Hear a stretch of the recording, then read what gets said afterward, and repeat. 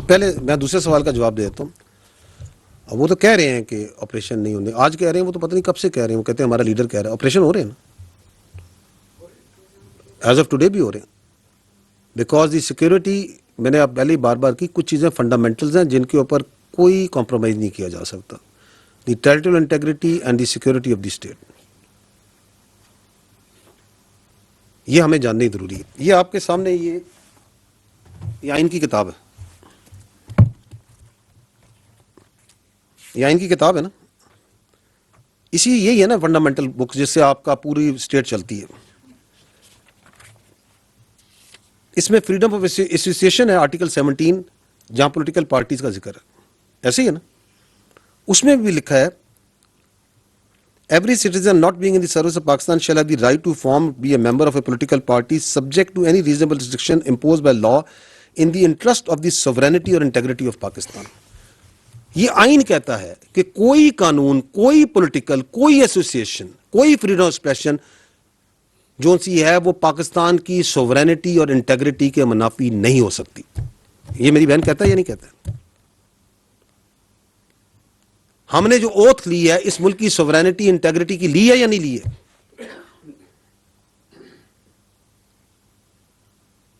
تو I think we are absolutely clear, you are absolutely clear.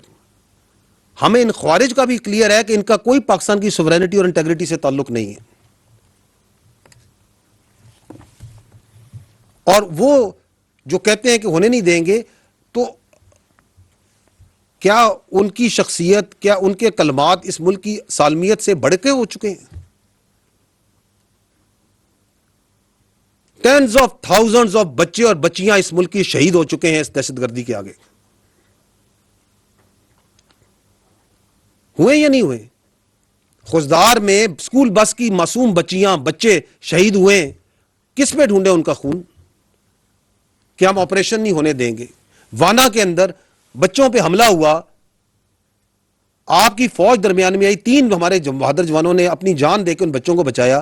کس پہ ڈھونڈے ان کا خون کہ ہم آپریشن نہیں ہونے دیں گے؟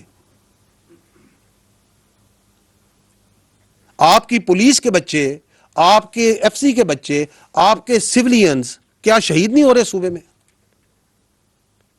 کیا آپ کے پاس حل ہے کہ آپ کہتے ہیں کہ آپریشن نہیں ہونے دیں گے, کہتے ہیں کہ کابل سے آپ جو ہے بھیک مانگیں گے سیکورٹی کی, تو کیا کریں گے پھر آپ؟ تو ہمیں ایبسولوٹ کلیئر ہے, ریاست کو بھی کلیئر ہے, اس ملک کے بچوں کو بھی کلیئر ہے, خیبر پختونخوا کے عوام کو بھی کلیئر ہے. کیا آپ یہ کہتی ہیں کہ چونکہ وہ کہتے ہیں تو وہاں پہ جو سا ہے, جو ان کی پرورٹڈ آئیڈیالوجی ہے جس کا دین اسلام سے کوئی تعلق نہیں ہے, جس کے اندر آپ کو عاصمہ شیرازی کو اجازت نہیں کہ وہ یہ سوال کر سکیں, کہ اس کو امپوز کر دیں کیونکہ وہ یہ کہتے ہیں. تو وی آر ایبسولوٹلی کلیئر, ریاست کلیئر, آپ کو بھی کلیئر ہے. یہ ہماری سالمیت کی جنگ ہے, یہ پاکستان کی جنگ ہے. یہ کوئی شخصیت, کسی کی سیاست اس پاکستان سے بڑی نہیں ہے, کوئی ذات کسی سے بڑی نہیں ہے. جو آپ نے بات کی سلیکٹو, کہ جی یہ سلیکٹو جسٹس ہے, جب ہم یہ بات کرتے ہیں, دیکھیں we need to understand that how the state کے فیصلے ہوتے کیسے.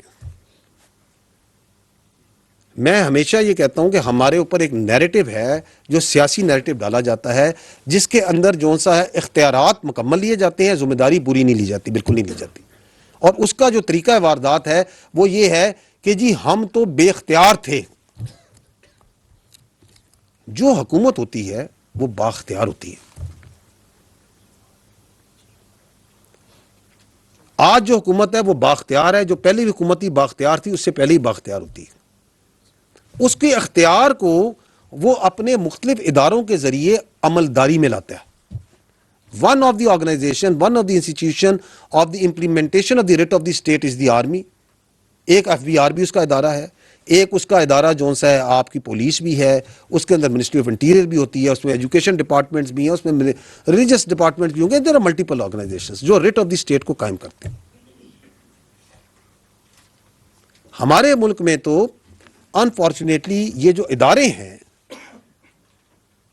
یہ اس طرح بااختیار نہیں جیسے ہونے چاہیے, because of the politicization that have crept into them over a period of time.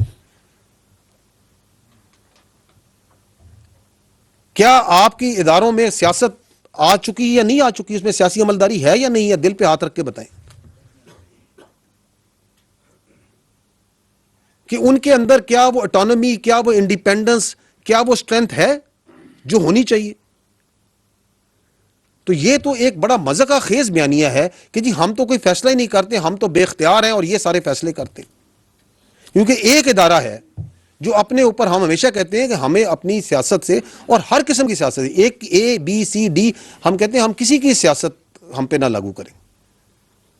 ہمارے لیے تمام سیاسی پارٹیاں, تمام سیاسی لیڈر, تمام سیاسی نظریات, تمام ایتھنیسٹی, تمام قومیں, تمام مذاہب, تمام فرقے ہمارے لیے برابر ہیں, جب اگر وہ پاکستانی ہیں.